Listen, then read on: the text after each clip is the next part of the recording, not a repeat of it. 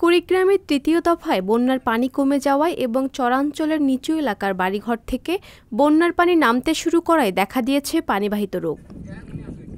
অনিরাপদ পানি পান করা, অস্বাস্থ্যকর শৌচালয় ব্যবহার ও বন্যার পানিতে চলাচলের কারণে পানিবাহিত বিভিন্ন রোগে আক্রান্ত হচ্ছেন বলে জানান স্থানীয়রা। এখন বর্ষার পানি কমতেছে, কিন্তু আমাদের দেখা যাচ্ছে হাত পায়ে চুলকানি বা ডায়রিয়ার রোগ বেশি অতিরিক্ত চাপ দিচ্ছে। এখানে কোনো ডাক্তার বা কোনো প্রাথমিক চিকিৎসাও পাওয়া যাচ্ছে না, ওষুধ পাওয়ার কোনো ব্যবস্থা নাই।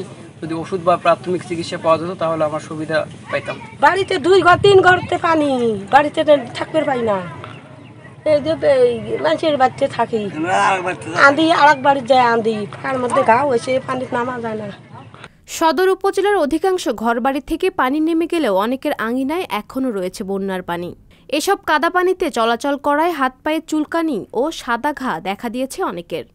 আবার অনেকেই পেটের পীড়া, জ্বর ও ডায়রিয়ায় ভুগছেন।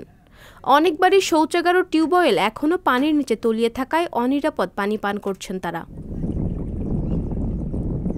সরকারিভাবে কোনো স্বাস্থ্যকর্মীর কাছে ওষুধপত্র পাননি বলে অভিযোগ করেছেন অনেকে।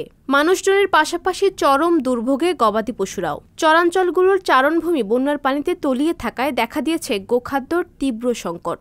গোখাদ্য সংকটের কারণে অনেক কৃষক দিশেহারা হলেও এখন পর্যন্ত পাননি কোনো প্রণোদনা।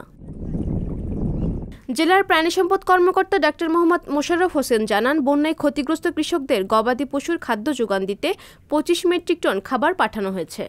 বরাদ্দ পাওয়া গেলে আবারও তা ক্ষতিগ্রস্ত কৃষকদের মাঝে বিতরণ করা হবে। জেলার সিভিল সার্জন কার্যালয় সূত্র জানায়, বন্যার শুরু থেকে 83টি মেডিকেল টিম বানভাসীদের চিকিৎসা সেবা দিতে কাজ করছে। প্রতিটি টিমে 3 জন করে স্বাস্থ্যকর্মী রয়েছেন। চলতি বন্যায় 50,000 পানি বিশুদ্ধকরণ ট্যাবলেট ও 10,000 খাবার স্লাইন বিতরণের জন্য ইউনিয়ন স্বাস্থ্যসেবা কেন্দ্রগুলোতে বরাদ্দ দেওয়া হয়েছে। পাপিয়া মামুন, সংবাদ প্রকাশ। সংবাদ, ফিচার ও অনুষ্ঠানের জন্য ভিজিট করুন সংবাদ প্রকাশের ওয়েবসাইট এবং যুক্ত থাকুন ফেসবুক পেজ ও ইউটিউব চ্যানেলের সঙ্গে।